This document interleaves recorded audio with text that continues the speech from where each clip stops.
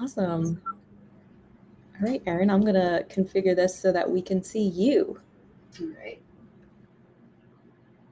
All right. Hello, everybody. So excited that you're here with us for our final live stream class of the summer box. Today, we're going to be mostly playing with ephemera and ways to incorporate ephemera into our journals. We'll do a little bit of finishing up of some pages. I've got a range of things to play with here today. So you'll see some pages that have been started in some of our other live streams, and we'll evolve them along. And like always, I'll be working in 3 different journals. So as we go, I'll be swapping between the 3. One is the summer ArtJournalSnacks official journal. One is a similar journal, also an ArtJournalSnacks journal. And the third one is my little tiny personal journal that I've been working in. So that's what to expect. And I'm excited to be playing with you all today. And of course, if you have any questions or comments or anything that you want me to see, go ahead and put it in the chat and I'll try to address that as we go. And if I don't get to it as we're going through, I'll get to it at the end, okay? So with that, let's get ready to play and make some good messes. All right. So first thing I wanted to play with is one of the things that I teased on Mix on our community. So this is my summer ArtJournalSnacks journal. And I wanted to show this page, which I don't think anyone has seen. And I participated in a snail mail project where we were tasked with doing our top 10. And then we had to mail it, I believe, to 6 different people. We had to mail our top 10. So I decided to put that into my art journal. And so I did, of course, no surprise to anybody, I did top 10 birds.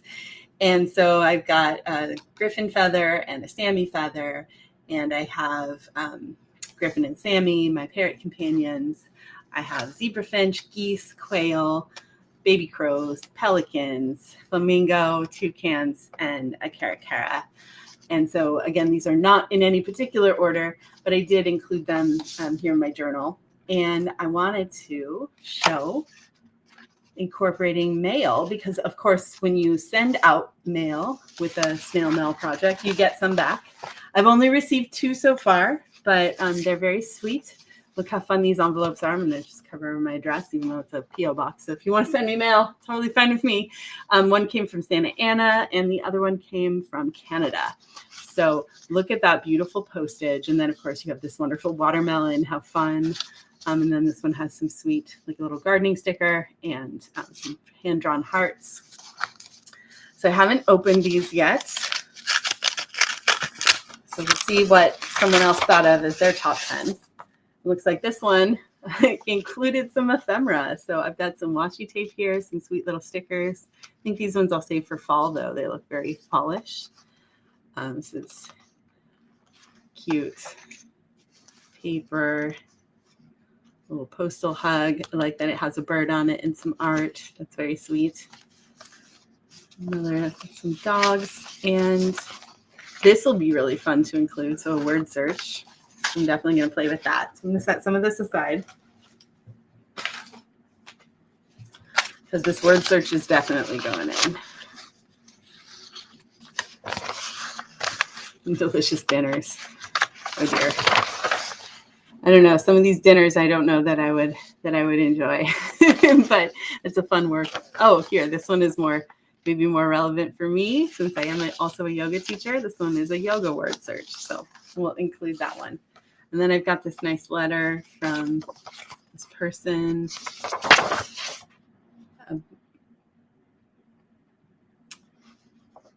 And they're from Anaheim, which is near where my grandparents live. So anyway, sweet little letter. But what I also wanted to include was the stamp and the stamp cancellation.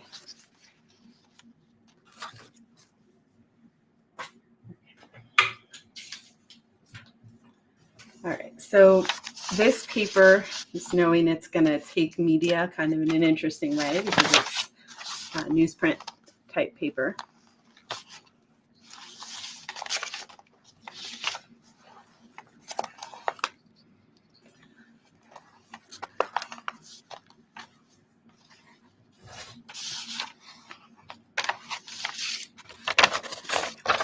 I'm going to let it go a little bit over the side here just so I can take advantage of more of my paper.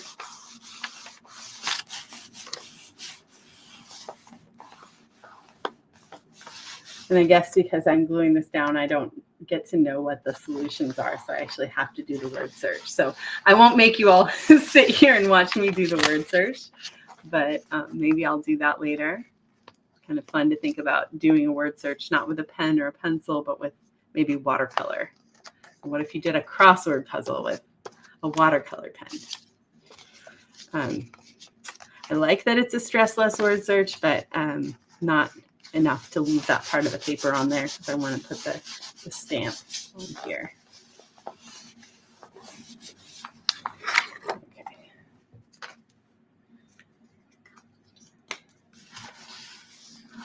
It's interesting because this word search has a mix of translations and then also Sanskrit words.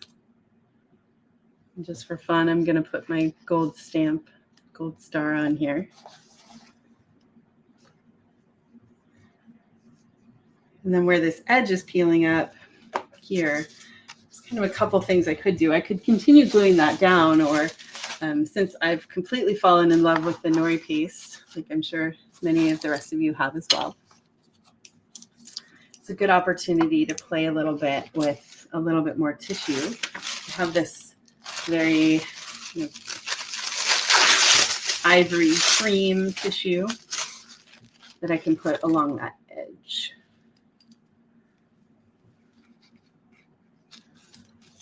My nori paste container is getting kind of low. To get some more. I do like this little container though, because if you do something like you happen to walk away, you can re-wet this, but my experience has been it doesn't quite act the same after that. So the little containers, at least it's not such a big deal. Okay, so you can see that this cream tissue over the top changes the color of the newsprint a little bit.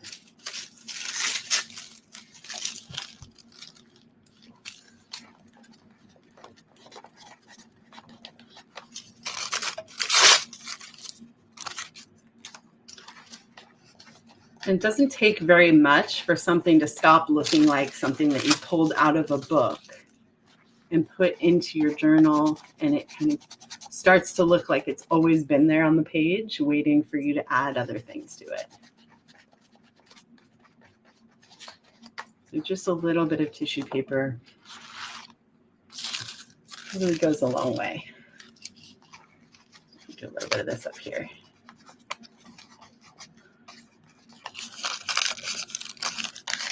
With the word search, I'm thinking I might just search for the words that are meaningful to me, the way that I think about either my yoga practice or my yoga teaching.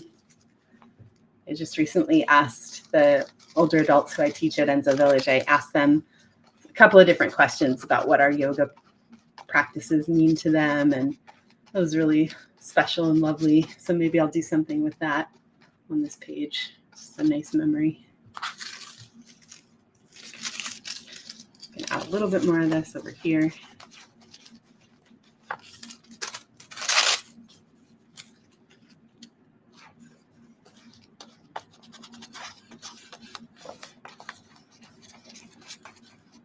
Actually, maybe because I put the gold star on there, maybe I want to use some gold and incorporate some of that into the page.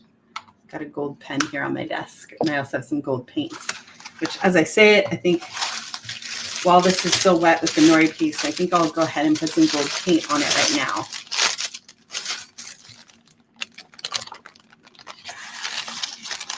We'll give it a little time to dry.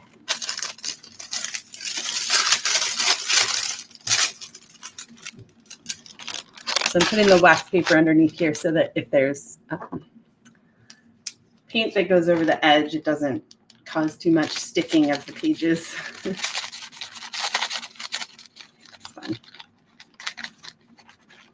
So now this is starting to feel like a little bit more of a special, magical page. I didn't even realize when I opened the envelope that it was going to contain some more ephemera. I have so much ephemera here that I brought for us to play with today, including some stuff that came in our most recent box. But the mail I opened had some ephemera as well. All right, I'm going to set that one aside. And to open the other envelope later. I wanted to go to this page because this page has been sitting unfinished for a long time. The ink is actually left over from a different project and haven't really known what else I wanted to do with this page. And one of the things I thought was maybe using one of these text forms that came in this box.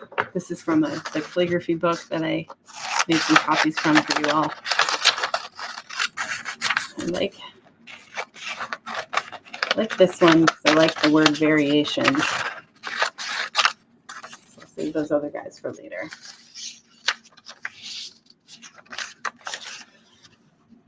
And for me, it's kind of a tough call. Sometimes I like to just cut stuff square and put it down. Because sometimes, even though that's a hard line, it looks less contrived than when I cut all the way around the edges of something. But on this page, it feels too harsh to have those straight lines. Like I cut it with a paper cutter. So I feel like maybe it's because this font is very soft-edged, curvy. A little bit less of that white paper. Okay. So I really love this part here where the water came back onto the page, so I don't want to cover over that. And though I'll lose a little bit of the gold if I put it here, I think that's going to be okay.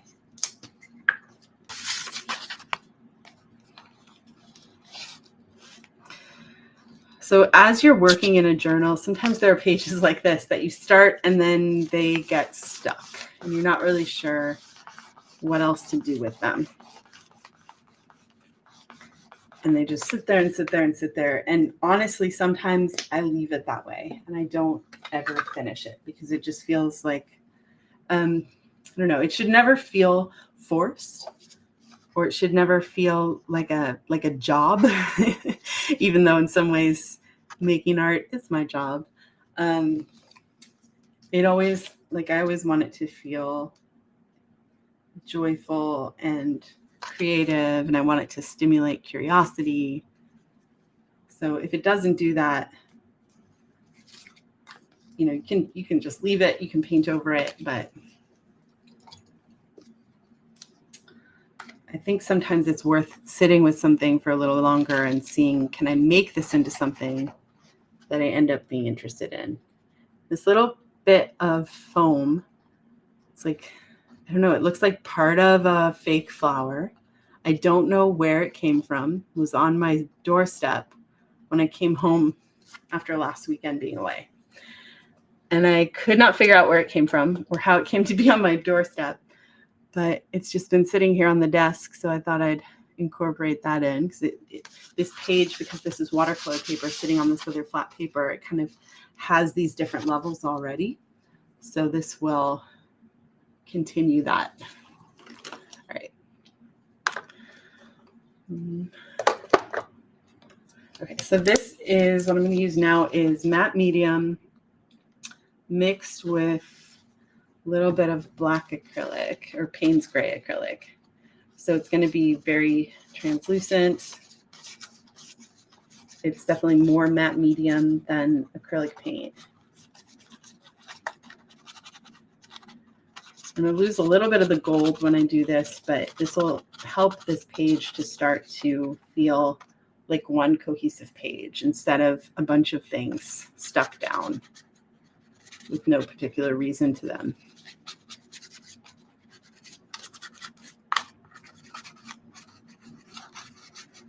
It also will help blend this text onto the page a little bit more.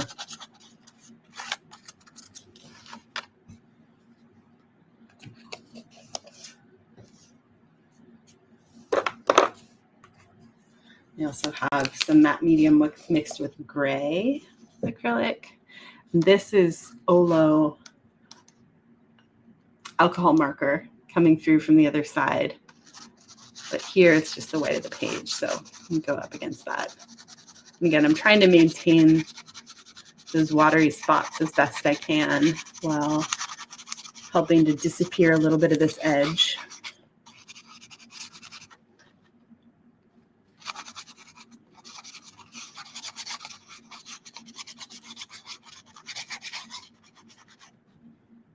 And because I'm using acrylic paint now, this will also be spots that will create a little bit of a resist.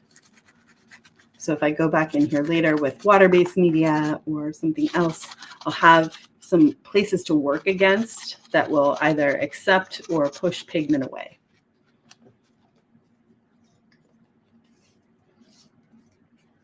Okay, one more thing I'm going to do here is just a little bit of scribbling. This pencil can't write right now because there we go. It has a lot of acrylic ink or acrylic paint on the tip of it.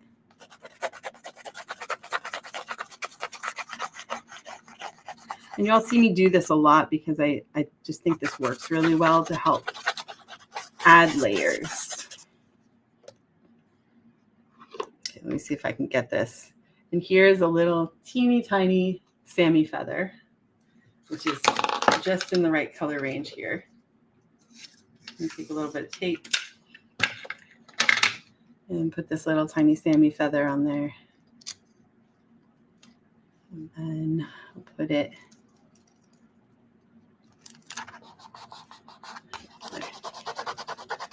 Sammy's very famous today with all of her feathers in this journal. Okay, so we'll let that dry so that acrylic can dry a little bit. Let's set that one aside. I'm going to go to this little journal, which is very, very small, smaller than the last one I worked in. I started this one on July 30th. And it's another one where I've just been playing with different mark making and sometimes incorporating some text on top. Sometimes playing with what's going on the paper itself. This is from another page here. There we go. This is the page I was looking for. So this page, again, is kind of, there's some acrylic here. There's a little bit of other pigments, and I haven't really known what else I wanted to do with it. So it's a good spot to try to find some kind of interesting either ephemera or collage material to go onto this. I'm looking through my little stash here of things. And this is kind of an interesting one. So this has been sitting on my collage material for a while. This is the food writer, M.K. Fisher. And a while ago, we went to her beautiful house that's here in the North Bay area. And her house was full of books and photographs. You can see it in the background here. I mean, just totally my jam. The other thing it had were her typewriters and a lot of her writing. But I love this picture because she's kind of reaching between the typewriter and something else. And she's got a clipboard and she has a rubber stamp here. And even though I know she's writing, it looks as though she could be art journaling. So I thought it'd be fun to find a spot to work her in. And this page seems like a good place because it's small and the color seems right. She had older typewriters than this one, but okay. And I know this is M.K. Fisher, so I'm going to take that part off. I'm actually going to rip it the other way because I want the white edge of the paper. So with printed glossy paper like this, or with photographs, if you rip away from the thing that you want, you'll end up with a little bit of that white edge. If you rip towards the part that you want, you will not have that. So it's just a thing to know. It's also good to rip away from the thing that you want, because then you can peel. This is on a thick, like a postcard, and it's a little bit thick for sticking into my journal. And if I can peel the back of it off, which is always so satisfying. Especially, it's like peeling an orange with one peel. When you can do it, it feels really good. And then the other thing that you can do, now that I've peeled this off, I have this interesting stencil, right? So it's like an echo of the image that I'm going to put down. So I'm going to use that to start, and I think I'm going to go with a very different color.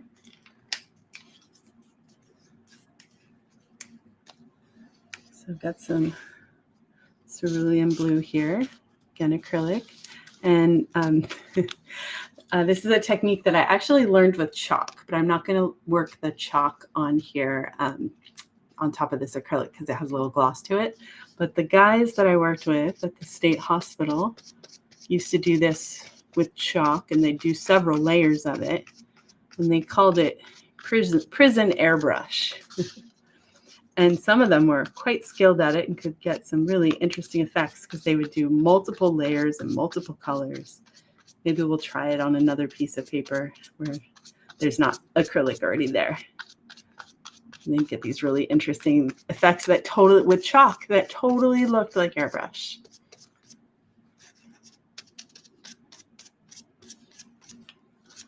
Okay. So there's our little echo. And I'm going to save this because now that I have acrylic on there, it makes it even a little better stencil. So if I want to add something after I stick this on in front, I have the ability to do so. So I'm going to glue this a little further down, and then I have that nice repetition of the shape that can happen.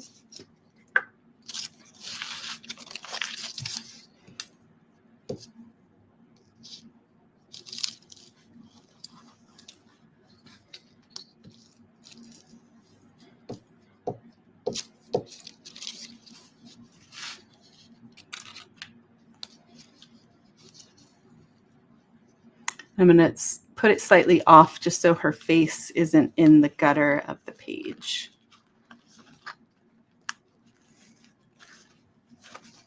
Let's move this down. Cool. All right, so I like how that's starting to look, but I feel like it needs something else. And I'm looking at something that I'm not sure I can fit onto the page. So here's the problem with working in a small journal like this. I would love to, just because it's writing, I'd love to work a little bit of the shorthand dictionary page into here. But I feel like, I don't know, I feel like it's going to be a distraction. So I'm going to think about that for a little bit. But I am going to put a little bit of polka dot washi tape in here, just because polka dots are the best.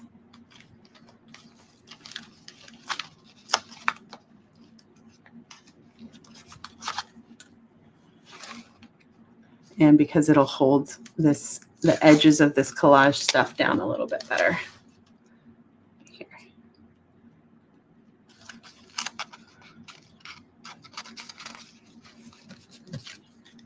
I'll cut this part off and just get one more little bit.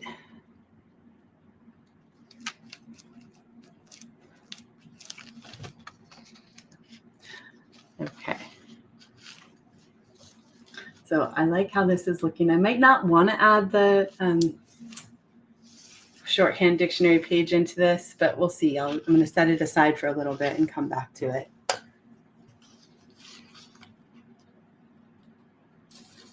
Okay. Let's see. Which page, which journal is more dry? Okay, we're going to go back to this one because though it is wet, it's not so wet that it can't handle a little bit of folding. So I'm going to put the wax paper in between here and find another page to work in. We'll just go right to this next page here.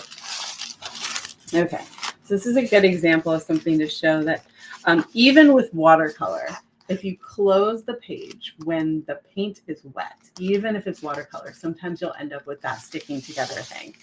And is that the end of the world? Any of you who've tuned in before, you know, of course not. Of course, it's not the end of the world. There are so many things that we can do to play with that. Okay, so what I'm going to do on this particular page is take a little bit of the right one, colored pencil stick, and I'm just going to put a little bit of pigment there, and then a little bit more in a couple other spots. So now it looks like whatever's happening over there is intentional. It's not a mistake. It's not a problem. Nothing to see here. No problems. Okay. So I found this is, I think, a good page to play with this because it's kind of got this little bit of explosion. This is the aqua drop put onto the paper and then the paper closed and then opened back up. So we've got a little bit of chaos on this page. And I found this woman, and wow, does she have some good attitude? Like the arms crossed, the way she's standing there. And one of the things that I play with sometimes is how can I insert myself into this magazine image? So sometimes that's just taking the face away, and you can see that even with the body language here, you still get this kind of angry look. And the other thing that I thought might be fun, thank you to one of my students who sent me some great bird ephemera, which you'll see one of those pages in a bit. But what if I put a bird there in the place of that person's face? And I'm trying to find one that the face is the right size. That's a little bit big. It actually might be able to work. It'll just be a little bit awkward in there. But this bird feathers would look nice with that green sweater. And the other one I have, I think the birds are too small. So we could do this, a vulture, coming out from the turtleneck sweater, which would be pretty funny. We could actually do two vultures' heads coming out. Okay, this is going to get weird, so just warning you. We're getting weird. Okay, sorry, I'm going to just carefully decapitate this person. Now she's raising her eyebrows at me even more. Okay, so now we can see this a little better. That's pretty funny. I think that works perfectly. So maybe we just need one vulture head. And maybe this other one could be looking on from the side, kind of like with a question mark over its head. So, okay, here we go. These are Cape vultures.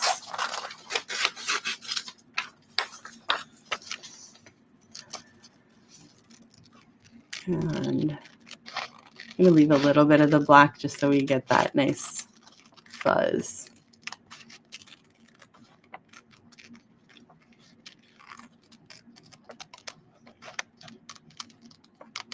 I mean, I feel like vultures deserve to have some attitude because they do a lot of good work and they are not very many people's favorite birds, but they deserve to be because they do lots of good work in our world. So we see you, vulture. We recognize your good work. Okay, so there's our vulture with attitude. And I'm kind of back and forth about this canvas background. I like it, but it does cover up a whole lot of the work on this page. So I think I'm going to cut it away, but I am going to save it because it might come in handy on a different page or in a different journal.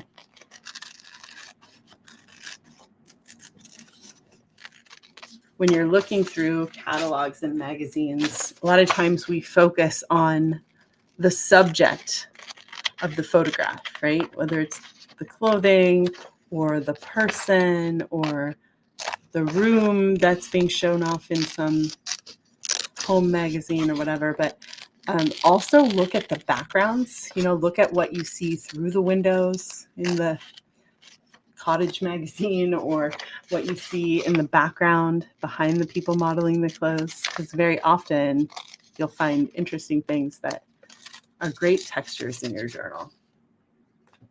Okay, here's our vulture friend. And I think it looks better to have this long neck coming out and not have the vultures rough. Although like that, it's kind of interesting because then it goes into the hair. So actually what I'm going to do is just cut here along this collar just a little bit. So then on this side I can tuck it in, and this side have it out. Okay. So we lose a little bit of the hip posture with that view. So I could do it this way so that we still get the kind of contrapposto, slightly attitude way of standing, which I think I like better. And I like the way that fills the space better. So don't be afraid to turn your art journal in other directions sometimes. One word of caution, when you do that, sometimes what happens is you're so busy working on it in that direction, and then you turn the page and go on to the next page, and you don't realize that you've now started working backwards in your journal. And again, not the end of the world, but I know for some people it can be a little bit distressing that some of your pages are right side up and some are upside down. So just an awareness to have. Okay, here's my vulture friend.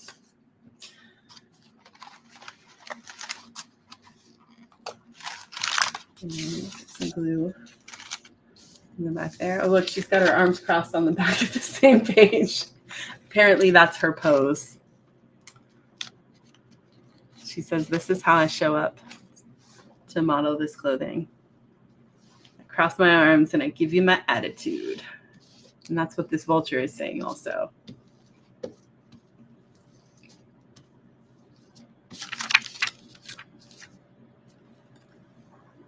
So a lot of times when I work on a page like this where there's an animal that maybe isn't, not one of my animals, but an animal that I'm making a page about, I start thinking about what might this mean? What might this vulture with attitude mean in my life or in my world?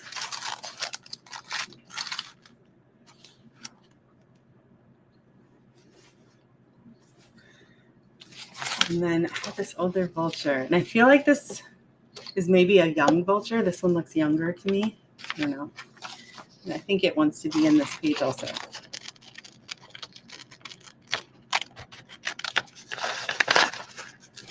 And I see the comments about wanting to see prison airbrush, so I will demonstrate that once we're done playing with vultures.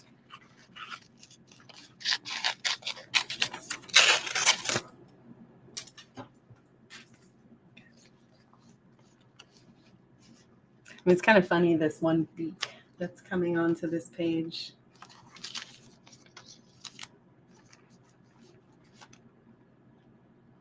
But I think I'm going to wait to decide what I want to do with that. Because I don't know, it's kind of strong by itself, like standing alone, arms crossed. Adding this other one in starts to feel like something else. So I'm going to hold on to that for a bit. Okay. So this page has that same ink from that other page that was onto watercolor paper. And this one I just brushed right into the journal. And this will be a good spot to do a little prison airbrush. And we actually have kind of a nice thing to play with here, these wings. So Amanda, if you're watching, one of my students sent me all of this wonderful bird ephemera. Thank you, Amanda.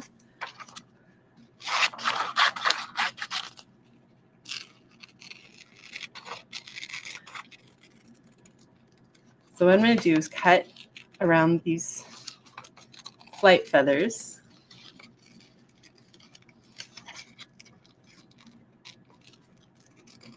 And it's great because the colors that I got for my chalk in my box are just exactly right for this. Pop against this dark page.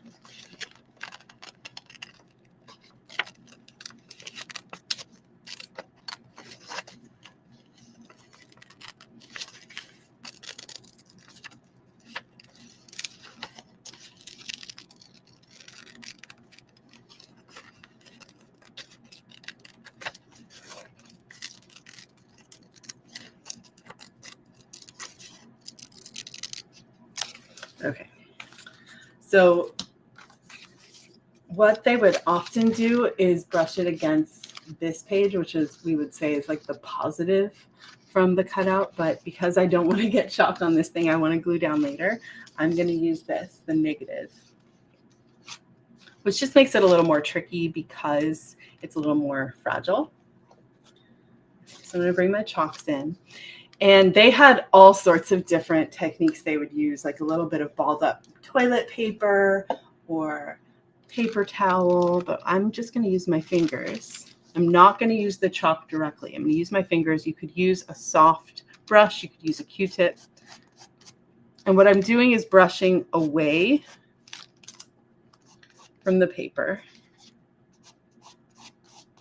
and letting it fade out. So starting with a lot of pigment right next to the edge of the paper and then letting it fade.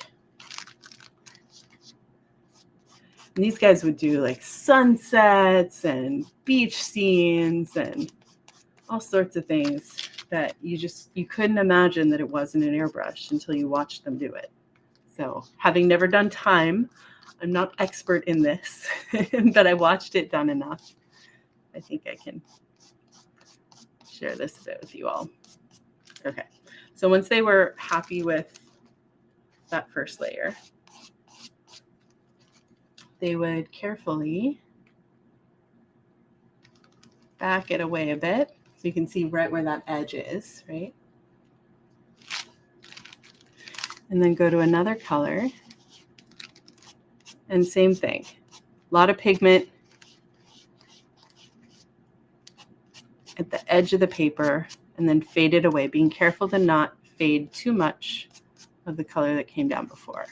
And some of them would work front to back and some of them would work back to front. Kind of depended on what the imagery was.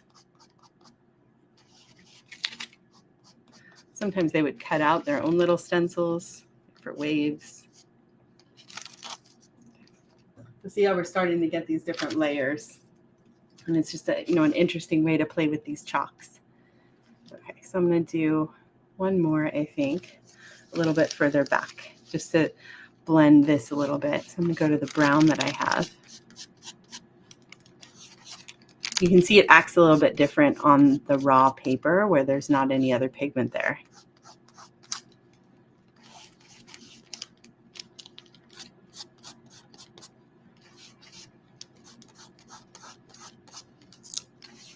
If you don't like getting your fingers dirty, this might not be the technique for you. But again, you can use tools to do this. Even makeup tools will work, or special tools for using chalk. Okay, so then we have a couple different versions of that same line. And just for an interesting, we've been playing a little bit with this idea of symmetry. I'm going to do this one upside down in this direction.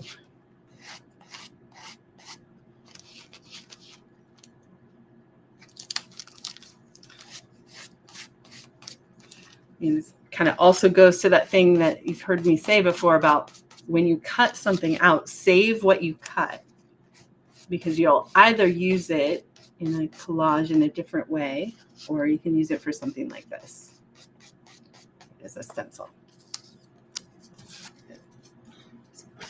Okay, so I think I can make this work. I'm going to show one more thing with this.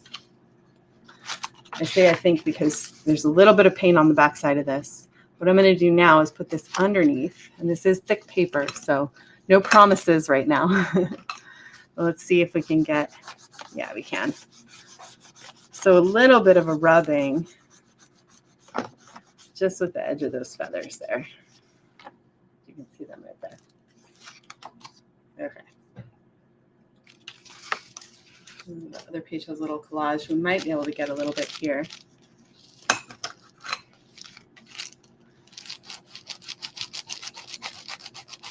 Nope.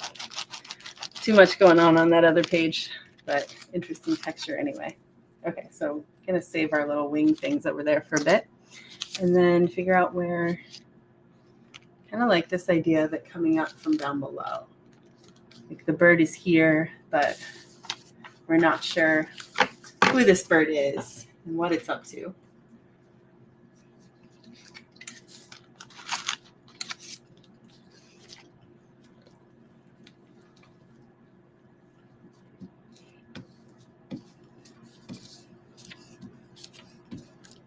And this Amazon parrot is yelling about being covered in glue and stuck on the backside.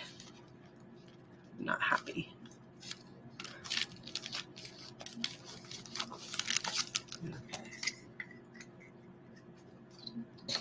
Cool. So I like how that's coming out so far.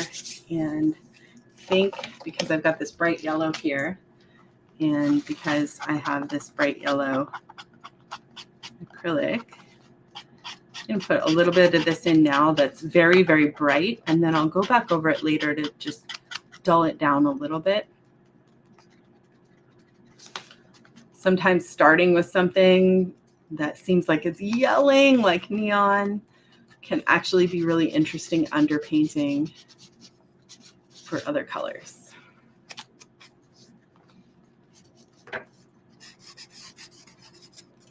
And up here, this part might end up being a spot to put a little bit of writing. I kind of like the calmness of this page with just these feathers, the suggestion of the bird, a little bit of sparkle in here. This is another one of those pages that I'm going to let rest for a little while. I'll clean the chalk off my fingers for a bit. All right. So we'll go back to this one that's dried quite a bit. Oh, there's a little bird right outside my window right now. He's looking at me. He's like, I want to help. You're doing bird things? This is still pretty sticky.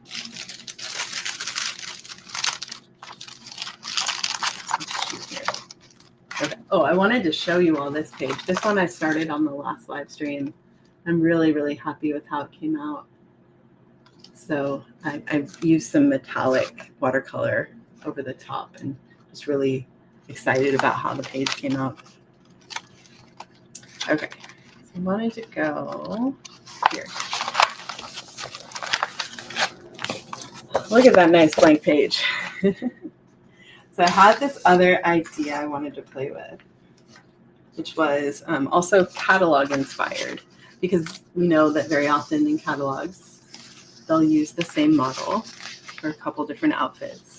And what I thought was interesting about this is just all these different facial expressions across the ways this woman was turning her head and the way the colors were working together. So I thought it'd be kind of interesting to take one and then start to tuck in these others, almost like they're kind of emerging out of this other one. So I think it will work. I just cut these apart a little bit, cut some of the background out. Again, I'll save these because they might come in handy later.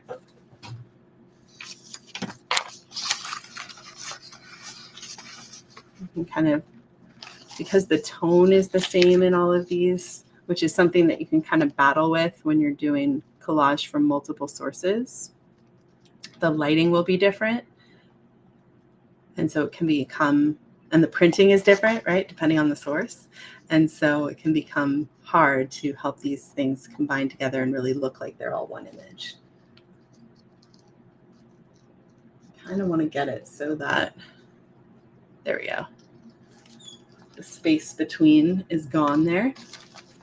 So that seems right. And then this one, what I'd like to do is make it look like, yeah, the edge of this mountain is where her sweater goes. Maybe just a little bit. Okay, so glue this one down first. And there she is again.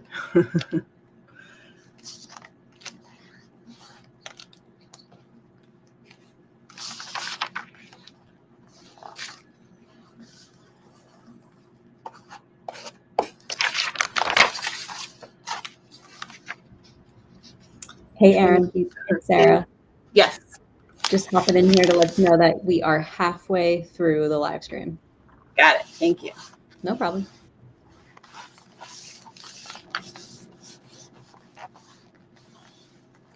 Right. And then this one was next.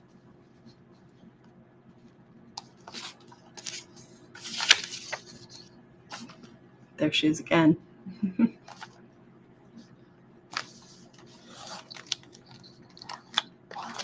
I think what I can actually do, because that blue that I have already here on my desk is almost the right blue for her sweater. I think I can help blend things together a little bit more using that.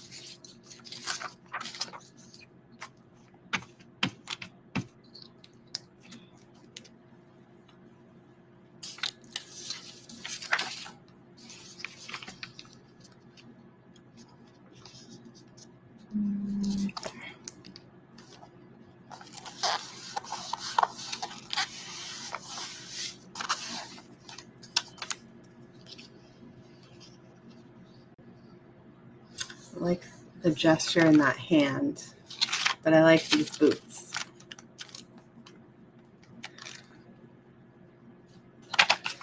I'll leave that unglued for right now while I figure that out. And this one, I'm going to cut the sky out from behind her here.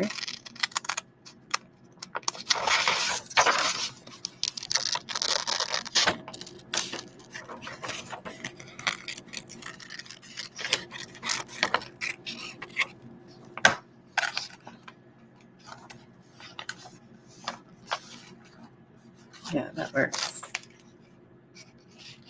We lose this other hand, but I think what I'm going to do is glue this down and then use paint over the top of this to kind of take this blue over to this other side.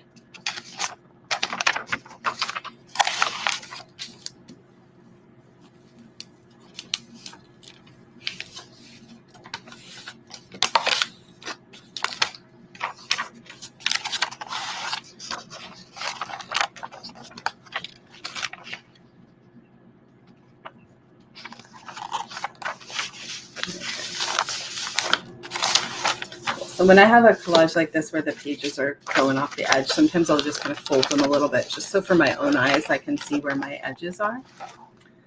And then here, I think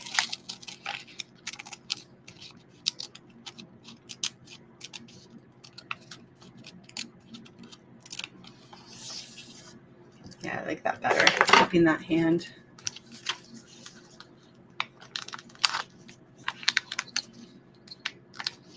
And maybe we'll just rip it here so we have those boots. Gotta save the cool boots. Okay.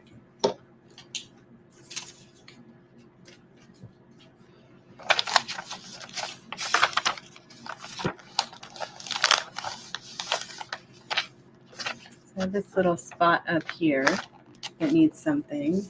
A little bit of sky that I cut away.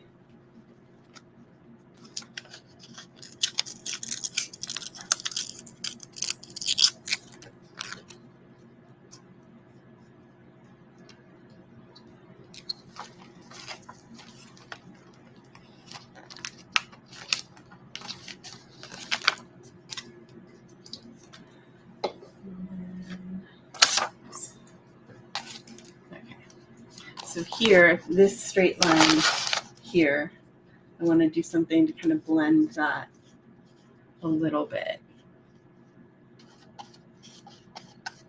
so that we start to lose where there's sweater and where these pages are coming together.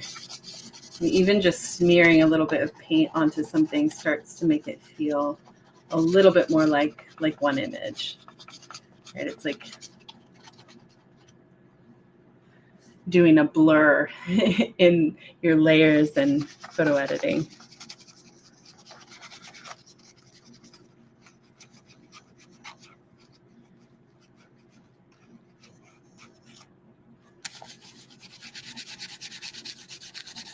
This is helping me find that edge there.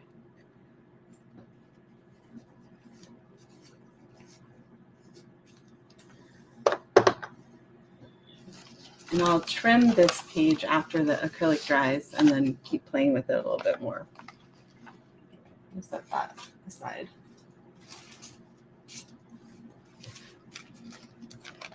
Go back to the sky. That one's feeling pretty good.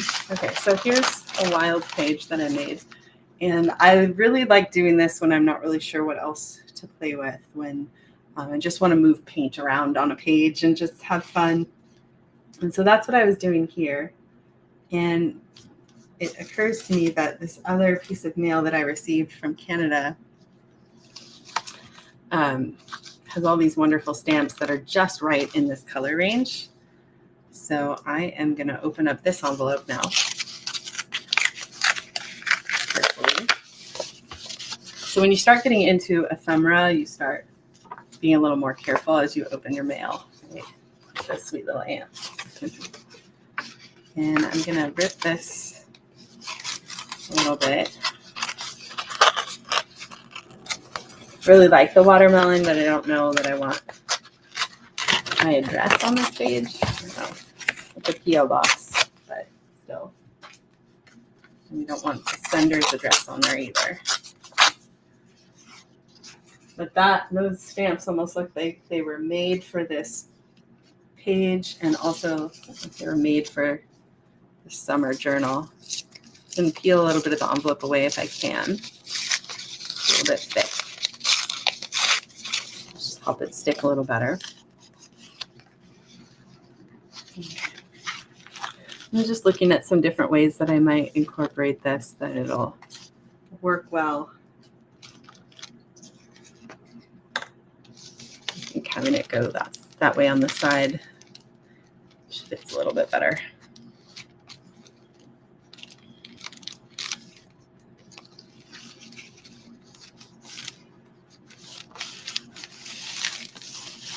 That's fun.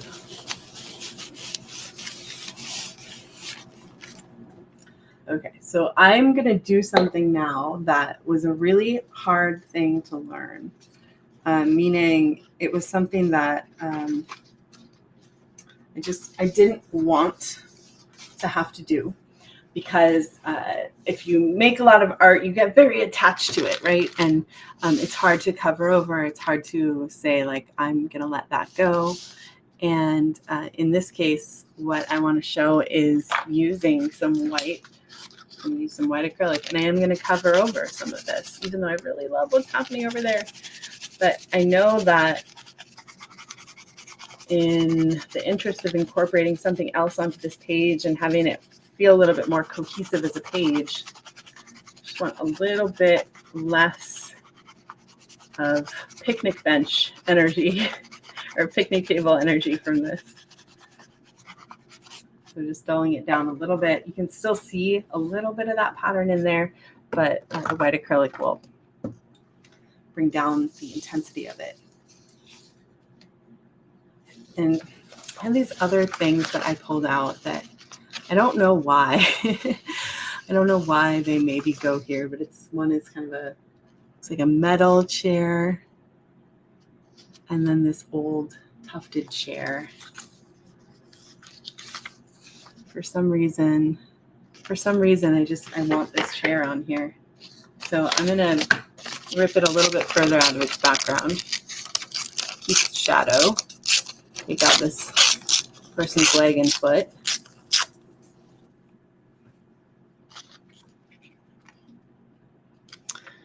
And a couple things I could do. I could have it go right into the gutter there. Then all of the ephemera is on that side of the page, which isn't the end of the world. It might be kind of interesting to do that and then have a spot here to write something, which I think is what I'm going to do. Sometimes saying this stuff out loud to you all helps me make my decision. When I'm just journaling on my own, it's similar. I'll try something, hold it up, and see what I think, and then make a different choice.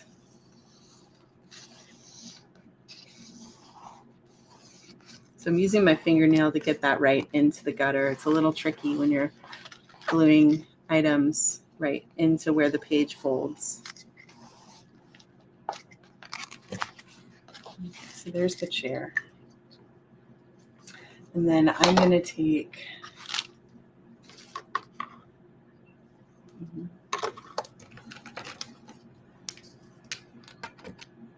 an opaque, this is a paint pen. I'm just going to make myself a couple of lines here. for writing on. This is a paint pen that'll stay put, and I'll probably write with a water-based pen so I can fade it a little bit if it ends up that the words feel vulnerable and I don't want it public. Okay, so I've made myself a good writing spot there. The lines match up with the lines of the plaid on this, and we'll let that fit. I'll set this on the side.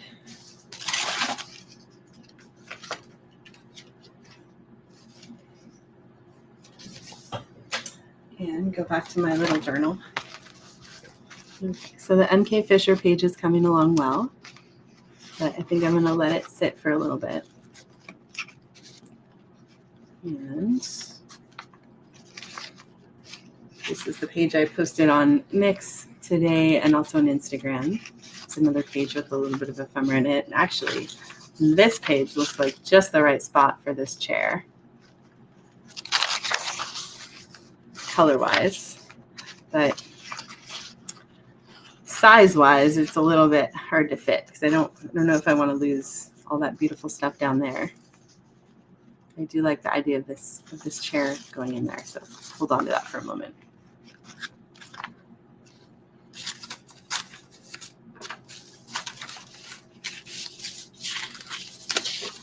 What else I have here in my list? Okay, so maybe what I'll do actually here is use a little bit from this is from the Shorthand Dictionary. And anytime I've found one of these, I get so excited because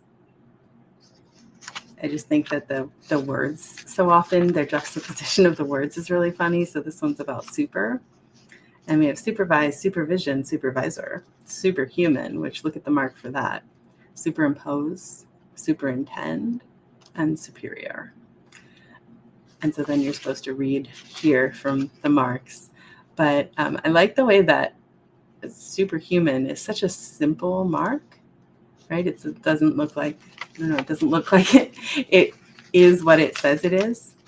And I don't know that that's necessarily the goal of shorthand, but it sure would help a visual thinker remember it better if it looked like what it was supposed to be. Oh, shoot. So the other side is this one, self-confident, self-made, self-defense, self-reliant, self-assurance, self-expression. And so I think that's the side that I need to use. That side feels just a little more relevant for a journal. I'm going to cut away the extra pieces that I just don't need.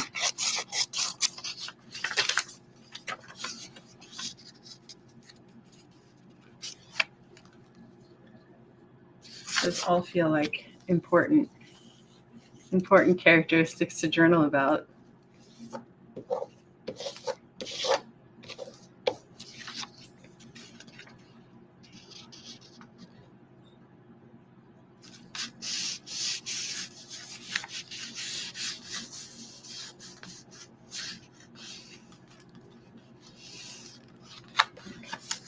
So it would be a good page if it was a bigger page. It'd be a good one to put a self-portrait on, but maybe I could do one here on this next little piece where I put some watercolor paper.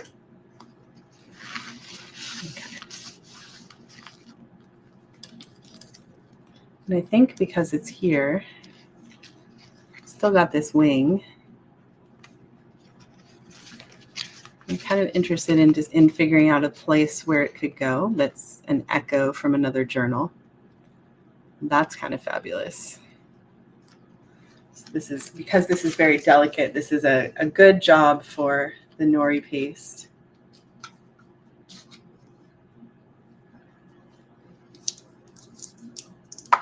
Brush.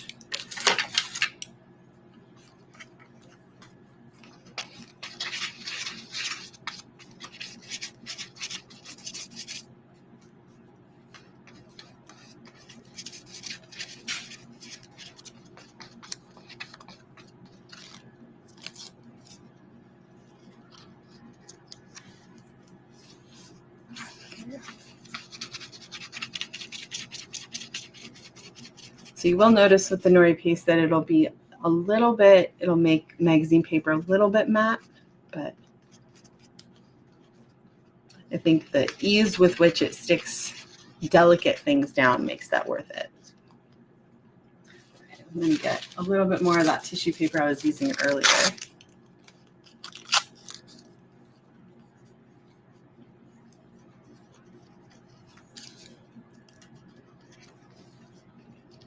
And then I'll probably darken that again at the edge with some watercolor, some dark media later. Actually, I can wrap that up around a little bit.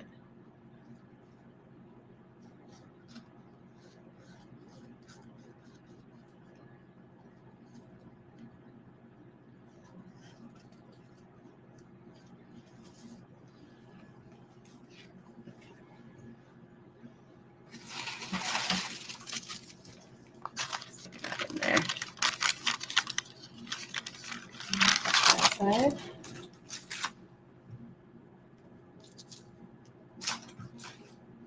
Okay. So back to our many views of this same person.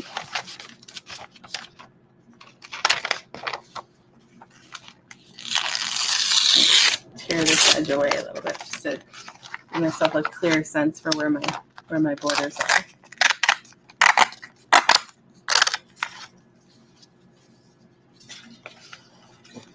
So this still is feeling a little bit to me like the acrylic is in contrast with the other stuff on the page. So I want to try to fill it down a little bit. And it's interesting because then you can find the edges of your collaging a little bit again, which sometimes I'm telling you to disappear. And today I'm telling you to bring it back a little bit. No one right answer.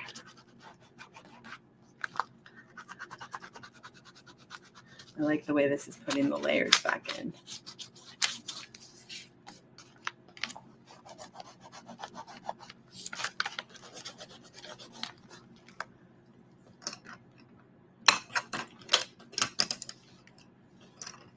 Yellow, should put yellow sweater on, and a little bit of yellow in here too.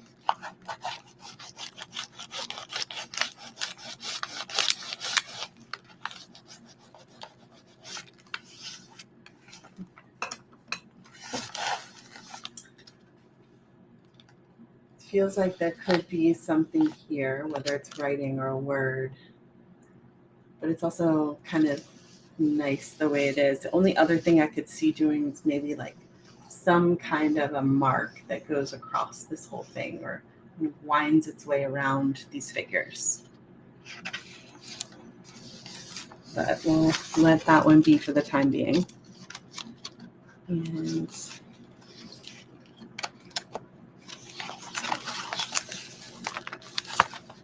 so this was a page that I started with things that I'd cut away from something else and wanted to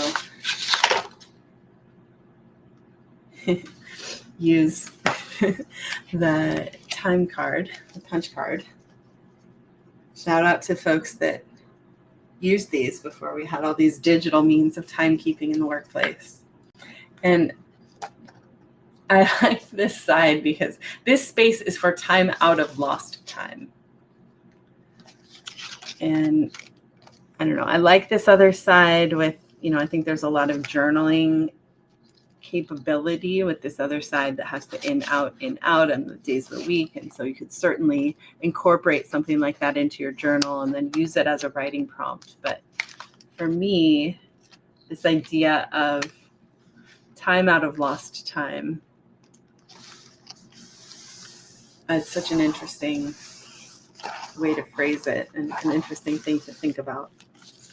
And maybe actually this is where this chair goes. So maybe that's why it didn't find a home before, because if anything looks like a chair where you would sit if time out of lost time, this seems just about right. When I pulled those two chairs out, I thought they were going to go on the same page. So it's interesting that that's not ending up being the case.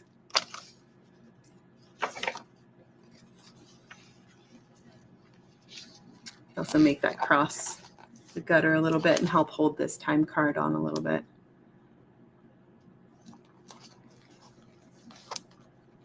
And I think I'm going to edit a little bit of the text on here too, because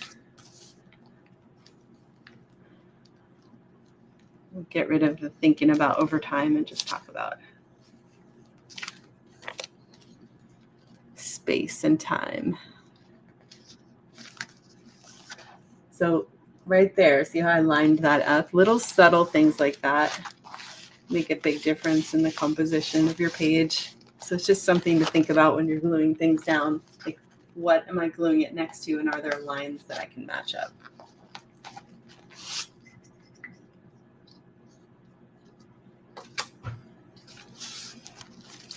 Okay. And so with the rest of this page, I've got these pinks up here and kind of some brown colors, and I think it's a good time to bring a little bit of the magenta aqua drop back out. And I'm doing this straight from the dropper onto the page because it will transfer a little bit of the line of that. So I'll let it soak in a little bit as it is. And then I'll move it around with a brush so that I can have it settle into the paper a little bit more.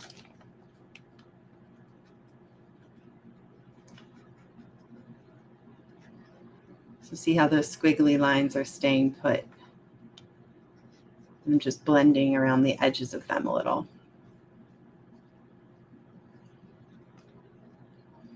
So when you're playing with a palette like we do in our quarterly boxes, where you have certain colors that arrive and those are the colors that you're playing with, one thing that can be fun to try is like, what happens when I combine different things with this color, right? Because these journals from this quarter have a lot of this magenta in them. But one of the things that I've enjoyed doing is figuring out how can I use that magenta but have it look totally different than the other times that I've used that magenta, right? So up against the kind of orangey red that's printed on this time card, it looks a little different. And then we'll add a little bit more to this to make it different still. So thinking about what you combine with it, what you put it next to, all of these things change the way that your eyes perceive the color. Okay, so I'm going to dab that away a little bit. And then I think here, I want to blend a little bit of this more creamy color into the dark. I'll do that same thing over here. So this is that weird Mod Podge of weird colors all in together. Mod Podge.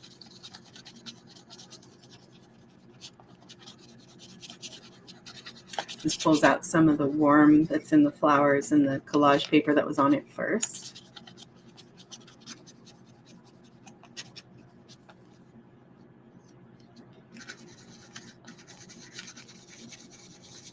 When I'm making a page with limited number of elements, I like to try to use the other materials, the other mixed media materials, to help it look like there are a whole bunch of different things on this page.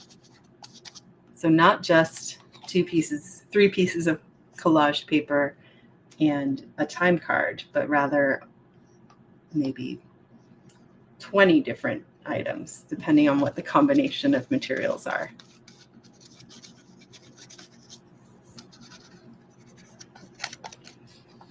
So I'm seeing that kind of problem area right there where it's going to peel up right there, which is a good use case for the nori paste. And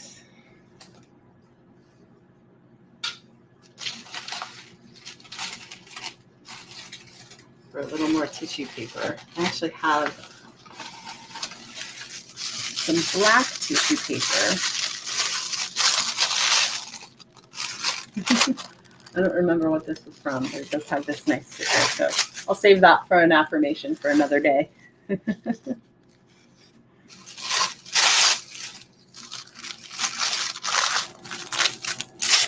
a little bit of this black.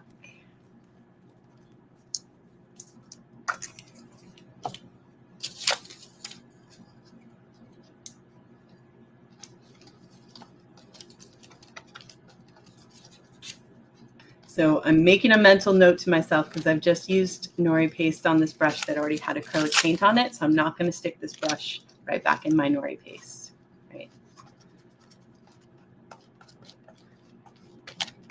But what's good about that is it's got a little acrylic on it, so it helps that black tissue paper really blend in.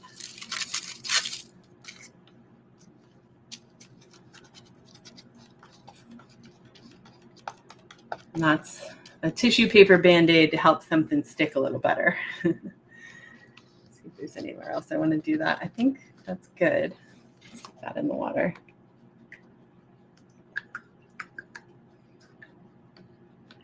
I see a couple other spots where there's some wet ink sitting on the surface.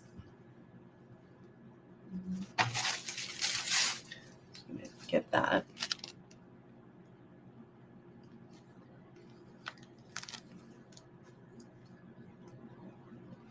And then I wanted to accentuate this part.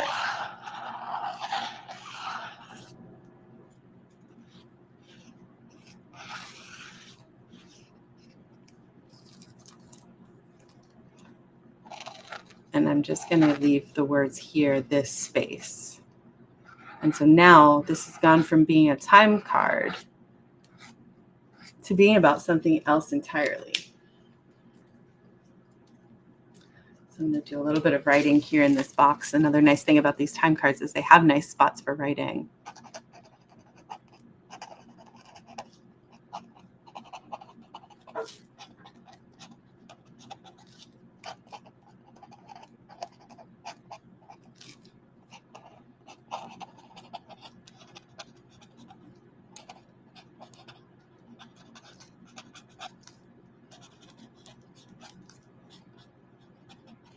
Okay, so what does it mean to take time out? Is there such a thing as lost time?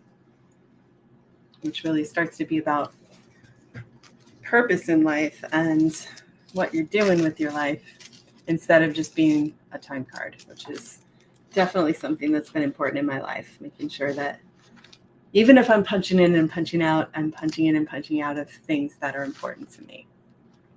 And there is no lost time. Okay, let that ink dry a little.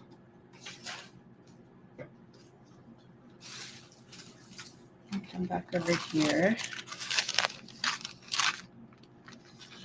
Just keep moving the wax paper around.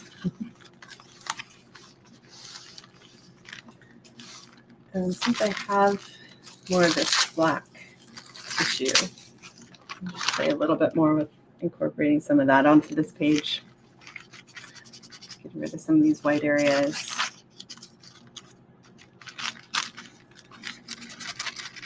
Other thing that I like about the nori paste is it helps to get some good wrinkles. Like it will put things on very smoothly and cleanly, but you can also use it to get some really nice textures.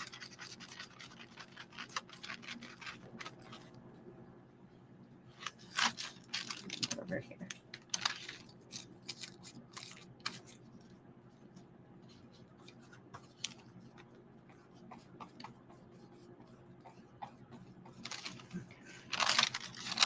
So just a little bit of black tissue starts to make this page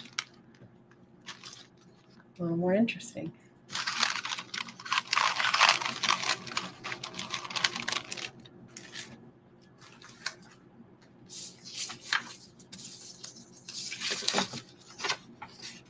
So one more thing I wanted to show with the ink drop.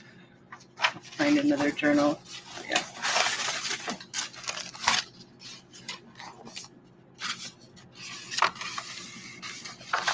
Okay, so a lot of these materials behave differently depending on the paper that you're using on. So this is a very soft paper.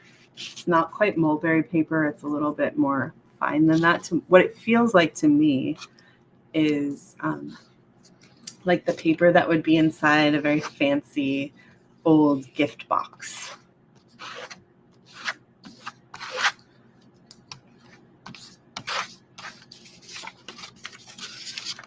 I'll put that here.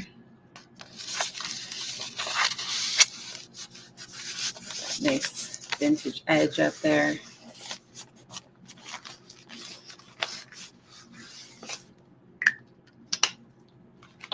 And this time I'm going to use the Aqua Drop into, this is just a jar lid. And squeeze a little bit out.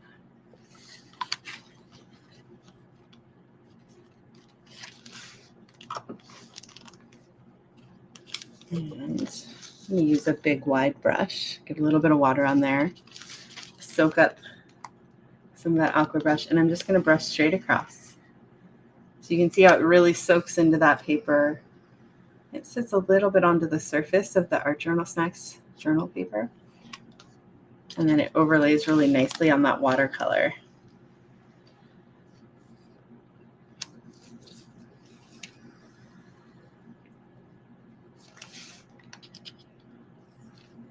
So doing a page like this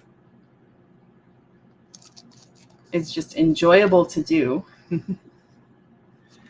Then it also helps you with, I know a lot of people, we get to the end of the journal and they're like, I have so many pages left. And doing things like this, really good way to get some pages ready to go so that as you continue working in your journal, you'll know exactly what to fill them up with. I'll do one more stripe here.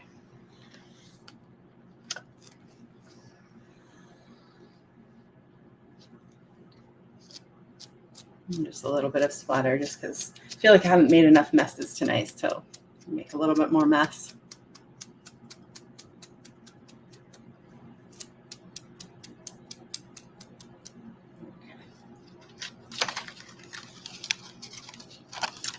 All right, we'll let that one dry. And we only have a little bit of time left. I did want to show you some more pages that I've been working on.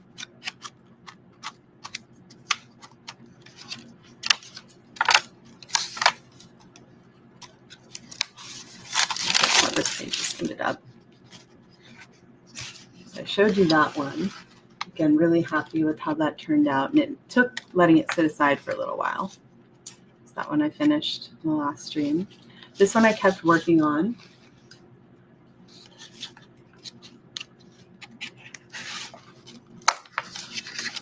And here's this one. This one I posted the other day and I had so much fun making it. This is that ephemera that I showed in the last live stream that I wasn't sure I wanted to use, and it ended up being just perfect on this page. Here's another one that's waiting for something else to happen to it. You can see a little bit of the aqua drop has come through. This is a calendar page, so the paper's a little thin. So I need to figure out what else is going to go up there. I'll figure something out. And then I have just a couple of pages left in that journal. So this one is still evolving. And then this one, this is the official summer journal. It's this page that I've been playing with, and I haven't decided yet what's going to go on here. I feel like it needs some important subject for this page, but this is that black watercolor ground, and I just did a line there, and I really am enjoying how this page looks and haven't quite figured out what I want to put there yet. And this page I'm saving because on Thursday I'm flying to New York, so this page will get finished at the airport. Okay, and we're back to the ones we've been working on. Hey, Erin, just Yes. jumping in here to let you know you have 10 minutes left. Gotcha. Thank you. So I wanted to come back to our vulture, just because I did save the head. I thought maybe we can put a little bit of that outline going the other way. And with this one, I think I'm going to use, this is that gray mixed with matte medium.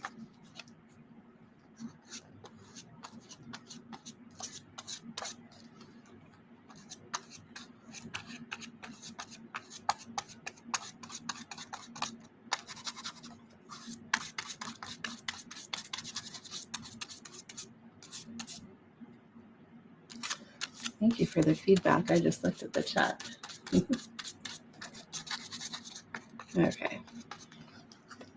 There's just a little bit of a shadow of our vulture friend there.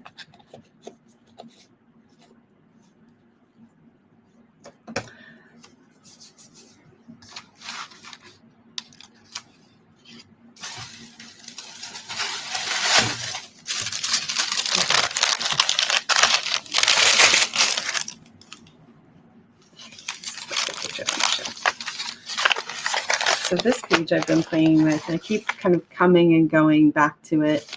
It's another one of those ones where, I could do more to it, but I feel like it's right where it wants to be, and I don't want to mess with that any further. And then this is the page that we started last time, and I have not yet pulled the tissue paper off. This is that bleeding tissue. I'm going to pull that off and show what it has become. I really like how this page has all the different textures on it. Again, it feels like it needs something. It needs someone to be featured on this page. So TBD. Did a little bit more work on this page the other day with the dripping blue, and so it does feel a little bit more like that artistic freedom is happening on this page. Here's that one we just worked on.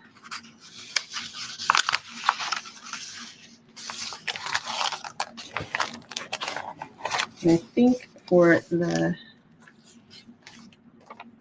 fun of it, I'll use the other wing from that same bird and just put it in on here.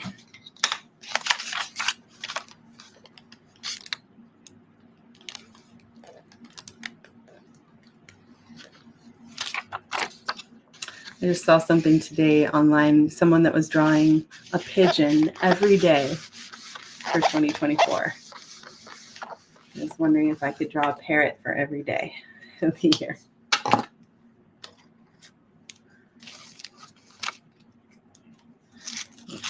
Blend this magazine paper with the black tissue down here. And then I'll use that tissue that I pulled off. So this is the bleeding art tissue that's already done its job. And now it can have a second job.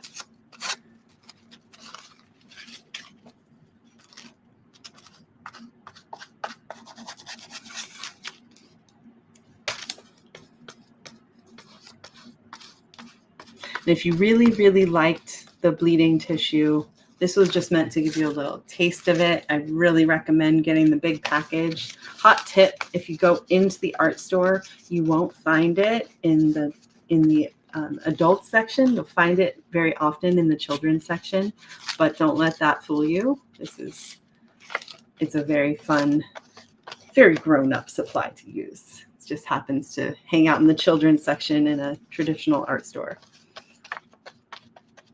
Look how great that color is.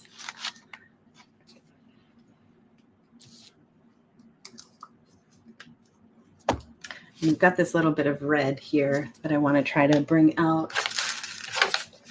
There's a couple ways to do that, but I think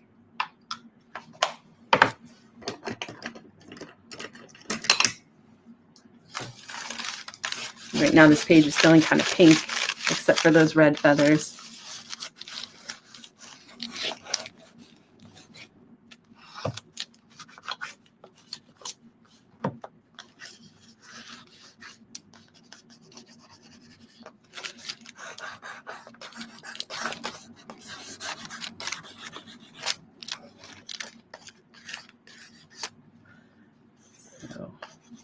Text that feels important to me right now. Watch me fly.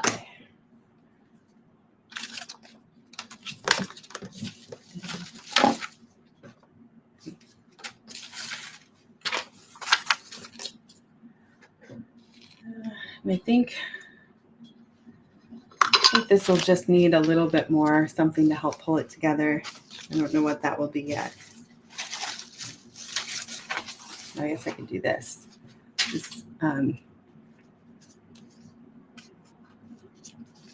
Black artist tape.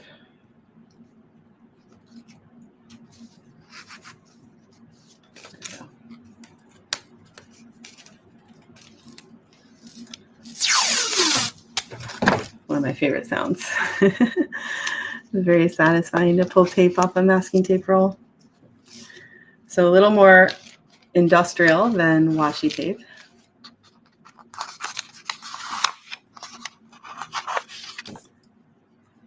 And this is tape that's not meant to be pulled up. So when it's stuck, it's stuck. So you can make some nice lines and patterns using this. And because it's masking tape, you can write on the top of it, like with a light colored acrylic paint pen. And then one other thing that I like to do sometimes with masking tape, I mean, you can buy different widths of it, but it's also fun to trim it. Then I can do stuff like this, like just get a little bit of a narrow line there.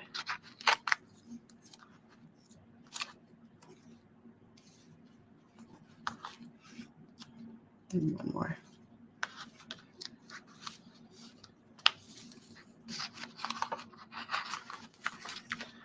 So the thing I like about that is the lines here, these more straight hard edged lines are kind of like the lines of this feather. This page is starting to feel a little bit more cohesive. I still feel like it needs something more to help this tie together.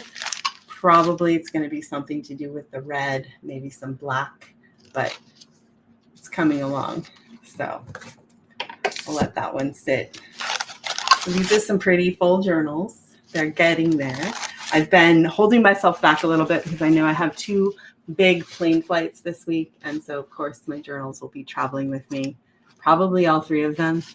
And I'm going to be spending time with some other artists and art therapists. So there will be time for creating while we're together. So I don't want to finish everything off and then just have one book to play in while I'm there.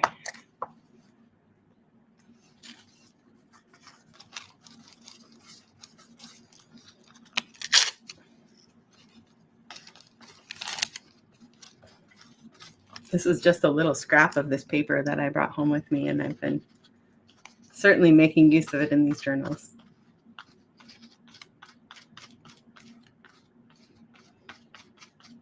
But look at what that does. It's just so satisfying.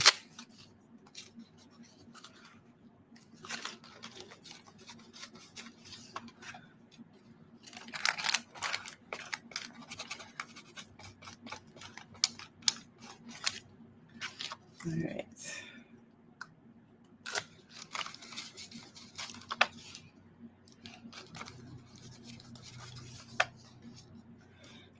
So this page ends up being related to a page in another journal that I did maybe 2 weeks ago. So this one feels a little bit more triumphant. You can really see your own progress sometimes in your journals. So. All right, so we are about at time, and I wanted to just give you a congratulations on working in your journals this summer. I know with the heat, sometimes it's hard to sit down and spend a lot of time with art materials, but it's worth it, and encourage you to keep going. We have some exciting things planned for fall, and stay tuned with what I'm up to. I'm going to be traveling this week. And then in 17 days now, I'm going to Croatia. My art supplies are packed.